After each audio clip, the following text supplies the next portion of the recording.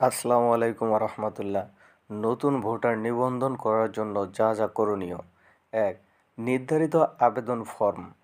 ২. Online জন্ম সনদ। ৩. SSC সনদপত্র যদি থাকে। ৪. নাগরিক সনদপত্র। ৫. বাদ পড়া ভোটারদের ক্ষেত্রে ইউপি চেয়ারম্যান কর্তৃক প্রত্যয়নপত্র। ৬. প্রবাসী নাগরিকদের ক্ষেত্রে পাসপোর্টের সত্যায়িত ফটোকপি। ৭. স্বামী স্ত্রীর জাতীয় পরিচয়পত্র। ৮.